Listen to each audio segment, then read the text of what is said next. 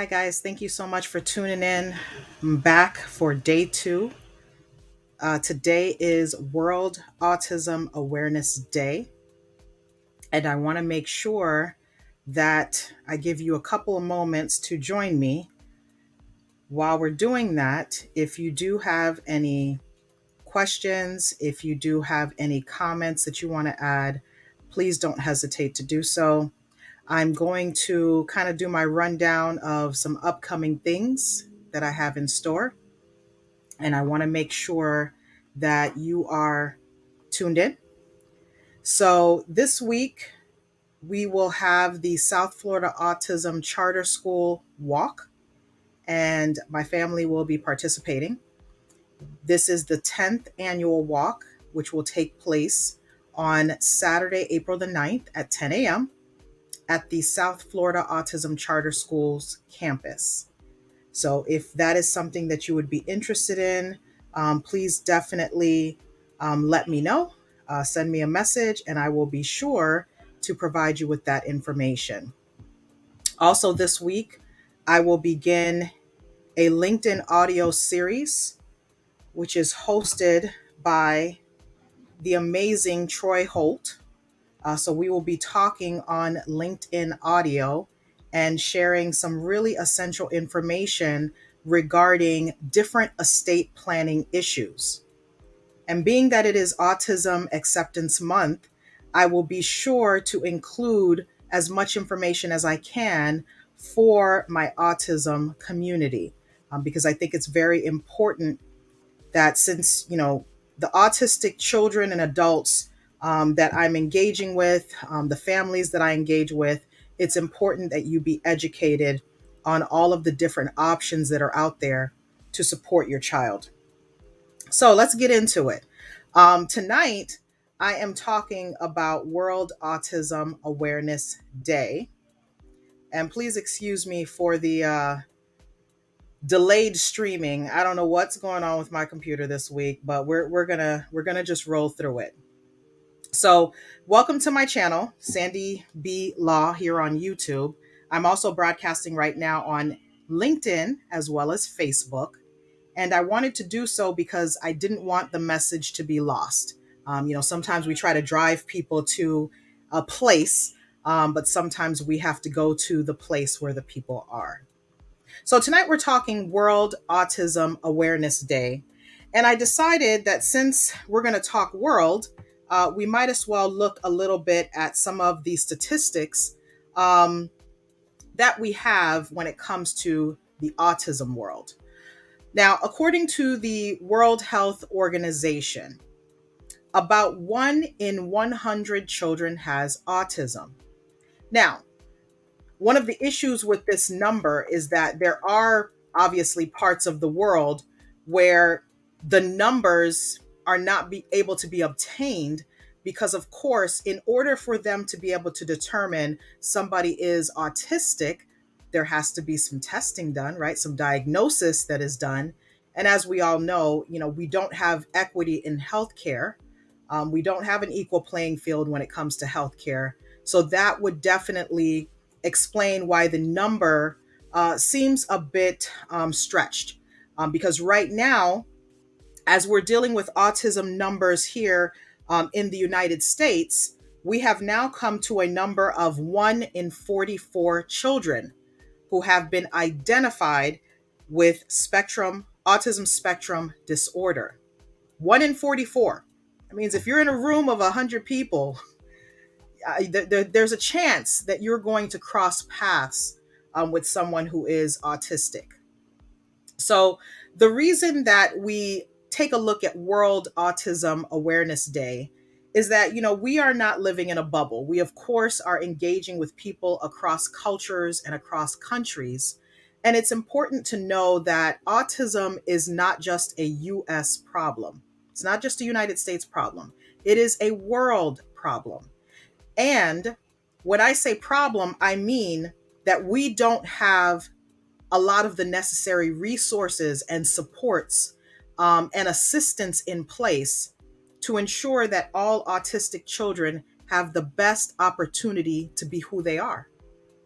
Now, When we talk about autism, many don't really know what autism is. Autism is a developmental disability. It has neurological roots. It affects the way an autistic individual sees the world, interacts with the world. And it's important to know that it is not something that you can just pop a pill for. You can't put a cream or an oil on it. There is no cure for autism because it's not a disease. It's a condition that causes individuals to see things differently, to behave differently, to interact socially differently. And with that in mind, that means that support is necessary, acceptance is necessary. So we've done the awareness thing, right? It's World Autism Awareness Day. Yes, we are aware. We get it. Autism is here. It has been here for many, many years. So now, what do we do with that? We have to step into acceptance and appreciation. How I've done this is I take it in my own hands in terms of my interactions with my nephew. I have a 15-year-old nephew who is autistic. He's not speaking yet. He has different ways of engaging in the world. And what I try to do and what I try to provide for my family is an understanding of the behaviors, the socialization, the communication, and trying to allow my nephew to have opportunity to engage in different ways, not forcing upon him this idea that he must communicate in the way that we communicate. So it's a conversation about what they call neurodiversity. We're not all the same. And even though we acknowledge that we're not all the same in everyday life, when it comes to autism, there is this force that has pretty much stepped in to try to force those who are autistic to behave the way the rest of the world behaves, to see the world the way the rest of the world does, to communicate the way the rest of the world does. So on this World Autism Awareness Day, my mind shifts to, my family is from Haiti. My mind shifts to children who are in Haiti, who are dealing with the signs and symptoms of being autistic and who may not have some of the supports that we have here in the United States. And it's not to say that there aren't supports in Haiti, because there's a wonderful young lady that handles an organization called Autism 509. Her name is Eveline. She's amazing, and she does a lot of work across the world, but she specifically focuses her efforts on the Haitian community to try to make sure that children in Haiti have access to therapy, access to resources, access to materials. And so it's something really special to know that you have people like an Eveline with Autism 509 who can work with those in the Haitian community and really take advantage of opportunities. All right. Thank you, Lachelle, for tuning in. Definitely appreciate you. Always love to have, folks who share in this journey. I'm not an autism mom, but I'm definitely an overly involved autism auntie. So I definitely appreciate you tuning in. And folks, if you have any comments during these live streams, I would love to hear from you. I definitely appreciate you taking a moment to click the like button wherever you are watching this, to be sure to share this live stream. And even if it's not you catching it right now live, you might be catching a replay. Please put a hashtag replay in the comments so that I know that you were here. And please just take one moment and just share the video and like the video. So as I think about World Autism Awareness Day, I think about the fact that when we look at autism in our respective parts of the world, we are dealing with very different challenges. So here in the United States, one of the major challenges that I see is the fact that with healthcare comes access. Now, if you have certain types of healthcare, you definitely can get certain types of access to certain services.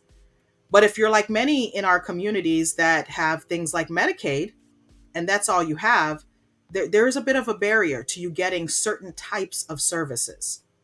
Also, if you don't have the dollars and cents, if you have the means, you have access and opportunity. But if you don't have the means, Your ability to access services can sometimes be delayed because of waiting lists, can sometimes be delayed because there are certain services out here that will cost you. You have to take money out of pocket. Give you a prime example. Getting my nephew to attend summer camps has been a really hard thing because summer camp for an autistic teenager, it can be really, really pricey in comparison to summer camp for other children. And mind you, people probably already think one-on-one support, or you might need two individuals to work different things. And I look at, the statistics when it comes to how autism affects different children and different groupings. When you look at autism across different racial and ethnic and socioeconomic backgrounds, the numbers are pretty relative. They're pretty standard across the board. But when we talk about autism, when it comes to boys versus girls, many of the stats will show that boys may be as much as 4 times more likely to have autism.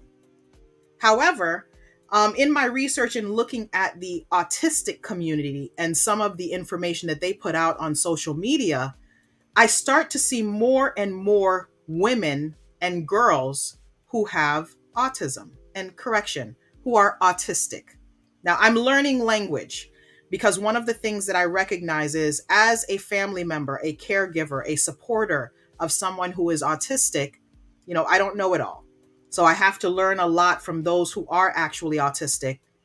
And I invite you to take a moment, if you have some time, to check out some hashtags on Instagram, on certain social media. The hashtag actually autistic has given me some really great perspective in recent years, because while we are moving around in this autism space, we always think that we know what someone who is autistic needs. Sometimes I look at my nephew and I'm like, I always think I know what he needs. But sometimes if I give him a moment, he can actually tell me what he needs. And I don't need to dictate for him. I don't need to control what's going to happen for him. I can sometimes have a little bit more patience, work a little bit with him on the communication, and many times he'll be able to tell me what he wants. Something as simple as thinking about, decisions during breakfast, lunch, or dinner. How often would you, with an autistic family member, make the decision of what your child or your family member will eat? That's like a starting point. It's a great place to begin, to provide a level of independence, but also infusing in that some communication. My nephew's behavior tech, he always talks about different ways that we can strategize with helping my nephew communicate, helping my nephew share information with us. And it's all about patience. It's all about time and attention. Now, I want to talk about something important, because you'll notice in my graphics for Autism Awareness Day, World Autism Awareness Day, as well as my graphics just for Autism Acceptance Month overall, I used a combination of puzzle pieces and infinity symbols. And there's something that I've learned very, very pressing recently, is this idea that, the puzzle piece is not a reflection of what the autistic community wants. The color schemes that we tend to use, the blue, is not a reflection of what the autistic community wants. The usage of terms like someone with autism, kind of sounds like someone with a disease, right? So we find folks in the autistic community using language that's more akin to an autistic person. So as I think about the world and how things are shifting in different parts of the world, I can only imagine how some children are managing with their symptoms, are managing with their behaviors, are managing with their ability to socialize with others. I can only imagine the things that they go through in dealing with whatever situations are happening in their respective countries. And I can only think to myself, wow, yes, we have it. We have some rough things that happen here in the United States. But when I think of the world as a whole, there are some places that my heart would break. thinking about how lack of access to resources is impacting children all around the world. So I'm thankful. When I sit here in the United States and I think about, we'll complain about certain things that are going on or certain things that we're unable to do. But at the end of all days, we have access to information. We have access to resources, at least to a degree. And the beauty is there are so many different organizations that are providing support and resources. So just as a note, as I was trying to do some research tonight and trying to figure out some things, I wanted to take a look at the World Health Organization. I wanted to take a look at the United Nations commentary when it comes to autism. And I started to look at the United Nations information and what their background reflects on autism. And one of the things that I realized is many don't understand the roots of autism and how autism has impacted people's lives. It took time for people to really understand what autism was, because autism is a spectrum of disorders. It doesn't appear in one way in everyone. And it has so many varieties and nuances that it was very hard for many years to pinpoint what was happening with autism. So when I look at the United Nations page, they talk about autism being a lifelong neurological condition, and it manifests during early childhood. It's irrespective of gender, race, or socioeconomic status. The term autism spectrum refers to a range of characteristics.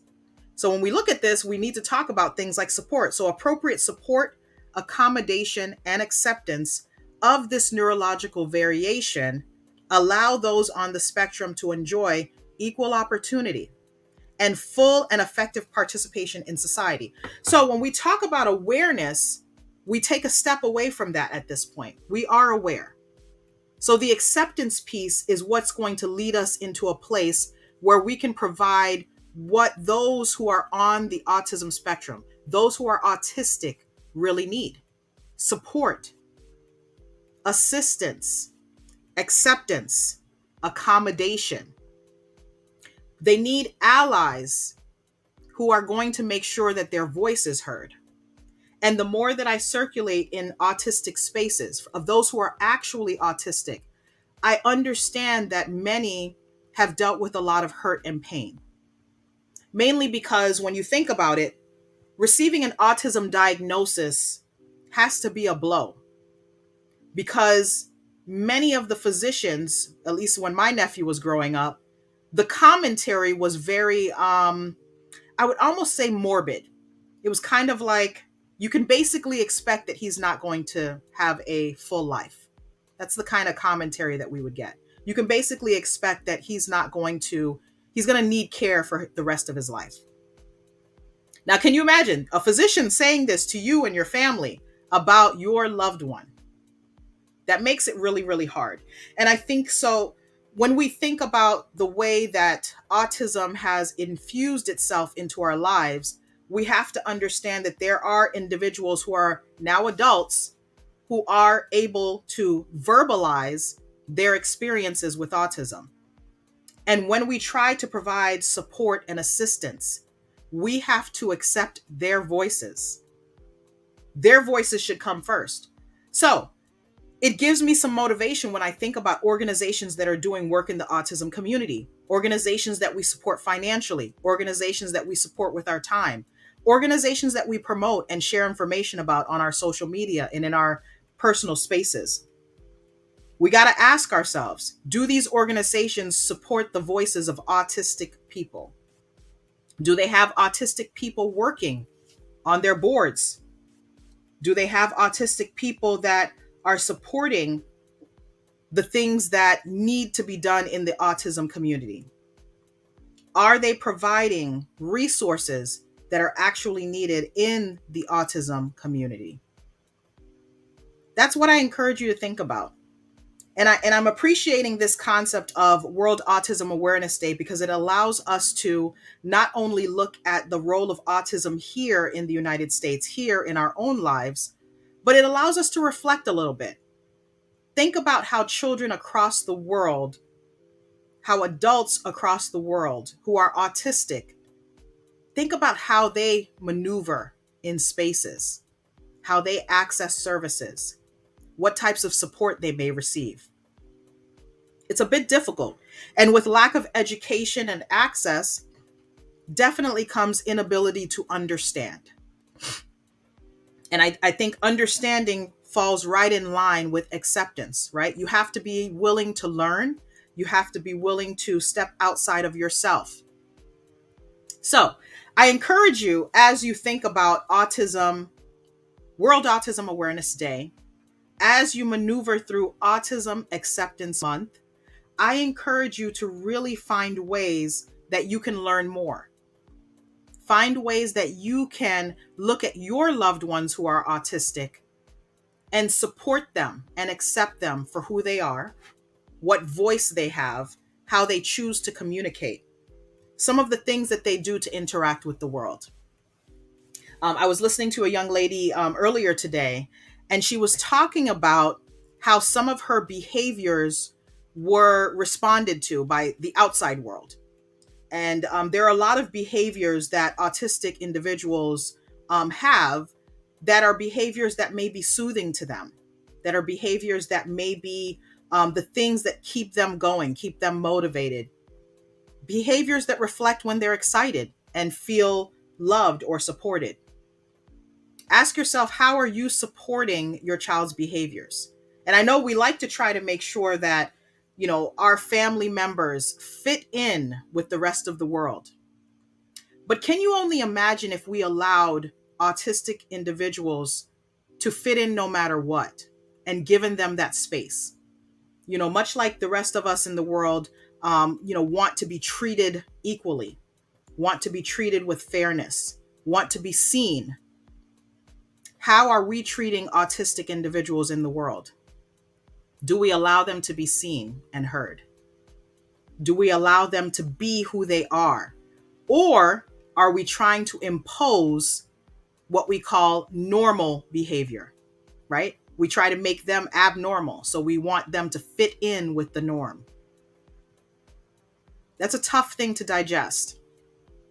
But it's important in conversation to know that our role as loved ones, as family members, as mothers, as fathers, our role is to make sure that our role is to make sure that our family members have the best chance at being who they are and creating a world that allows them to exist without shame, without, censoring their voices, right? Without keeping them outside of themselves and forcing them to fit a mold. And that's something that I've seen a lot with those who are actually autistic, is this feeling that their behaviors were stunted because of this idea of trying to fix them. And I remember early on with my nephew, as he started to grow and develop, you would want to try to have him do things the way everybody else does it. But what if that's not the way? And that's a lesson that we learned for many, many years. It's not always the way. He has to learn to communicate in his time. Can't force him to have eye contact when he's dealing with a disorder that causes him to have difficulty interacting with the world around him. Can't force him to use words if he has difficulty with communication. Might have to find some alternatives for him to be able to communicate. Can't force him to behave in certain ways just so that he can really be around other people. I'll tell you a story. I remember going to an event. It was a family event. And my nephew was with us, and he started making noises. And I started to look at the faces around the room. And it was interesting because this was family. So you have an expectation sometimes that family will understand and be accepting and embracing. But instead, I felt like I was sitting in any other room. I felt like I was sitting in a room of strangers because the looks on their faces were kind of like, what's wrong with him? And I'm thinking to myself, well, he's autistic, But that's not a wrong thing. That's called a disorder, a disability. He has a condition. And what his condition warrants is your love and support, your understanding, not your weird stares. Because if you're going to give the weird stares, I mean, you might as well be a stranger on the street, right? It's not the same as having a family member. So I'm not going to take too much more time. It is about 25 minutes in. I want to try to keep these to maybe about 30 minutes. Great opportunity for me to share my thoughts and perspective as an auntie for autism, as someone who has existed in this autism space for over 15 years now. And it's been interesting to watch my nephew grow and develop and change, because there's been so much over the years, so many different periods that he's gone through. And I start to realize that I'm really starting to learn who he is now. Growing up, it was more so trying to allow him to fit into spaces. But now I have a consciousness about me, and I start to realize with myself and my family, the language that we use, the behaviors that we exhibit, the things that we allow, is what will affect my nephew's ability to live a full life. So we have to give him opportunity. We have to teach him. We have to help him be independent. And in the same token, we have to show him the love and appreciation and teach others to show him that same love and appreciation. So this Autism Acceptance Month project that I've kind of taken under my wings for the last few years is something of a passion project for me. I have an education background. I love talking to folks about important topics. And I think that in sharing some information about autism, even if I reach just a couple of people, my nephew has somebody else in the world that will have a better understanding of what autism is and what type of support he needs as an individual, as an autistic individual. So I hope that you enjoyed this one. Please feel free to share this with all of your friends and family. I'm planning on doing a session specific to family members. So once I drop that date, I'm really going to ask that you share that information. I really want to talk to other family members. So I'm an auntie, and I want to share information with aunties and uncles and cousins, nieces and nephews, because I had a little kid ask me the other day, why is he making noises like that? And I said, well, it makes him feel good when he makes these noises, because there's something about it. It's like the vibration of the sound. Oh, well, why does he do it like that? Doesn't he talk? And I said, no, well, he's autistic. He has a condition, and that is part of his condition. It's something that he does. And she was like, oh, okay. Wow. Interesting little conversation. Little kid wanting to know a little bit more. So imagine how much conversation I can have with somebody who is my age or somebody who's older than me. I particularly like to talk to grandparents, because my mom and we go through the struggle sometimes. I try to tell my mom, he's not your little Jerry anymore. He's getting older and he needs a little bit more independence. Still, you can give him the grandma kisses and stuff like that. But he does need a little bit of the independence. But anyway, thank you so much for tuning in to my YouTube channel. I ask you to please subscribe to my channel. So if you're watching on LinkedIn or Facebook, please take some time to go to my YouTube channel, Sandy, the letter B and the word law, just like it is on Facebook and Instagram. And please subscribe. Please like these videos. If you missed yesterday's video, I talked about autism and intellectual disability. And I really wanted to focus a little bit on what autism is and how it impacts autistic individuals. So take a look at that video. Please like it. Also, just a reminder, this week, Saturday, the South Florida Autism Charter School annual walk. It's their 10th annual walk. It's going to be on Saturday the 9th at the South Florida Autism Charter School campus at 10 a.m. Eastern Standard Time. I am challenging my friends, family, colleagues, all those who are supporting my efforts this month, to participate in the walk from wherever you are. So if you can come on out, bring your family. If you can't come, I ask you to walk wherever you are. My goal is to go live from the event, and I'm hoping to be able to get that set up going.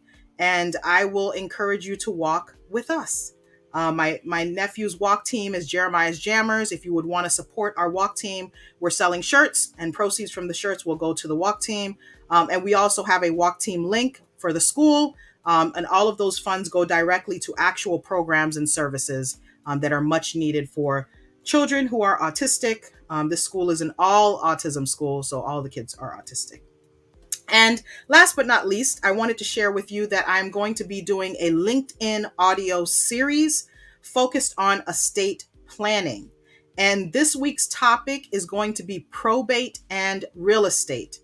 Please don't miss it. It's going to be a great session. All of us should be aware of the pitfalls and issues when it comes to probate and real estate. I'm also going to be doing a session on guardianship and how you can be part of a guardianship, how you can find yourself in a guardianship without even really realizing what's going on. I will as well talk about the durable power of attorney, living will, and healthcare designation. And last but not least, my final session will be on the last will and testament. And we're going to talk about the myths and misconceptions when it comes to wills. So please stay tuned for that. And as well, I'm going to be setting up some conversations with autism moms and dads, with behavior therapists and analysis. I have quite a few things that are on the calendar for the month. So aside from my personal commentary, I plan on bringing some other folks to the table. So I definitely appreciate you for tuning in. Again, please don't hesitate to click like and click share. And I will catch you tomorrow. I'm probably going to come on around this time tomorrow as well. So please look out for that if I don't come on earlier. But have a great night, guys. And thank you so much for tuning in. Definitely appreciate you on my YouTube channel, Sandy B. Law. Good night, guys.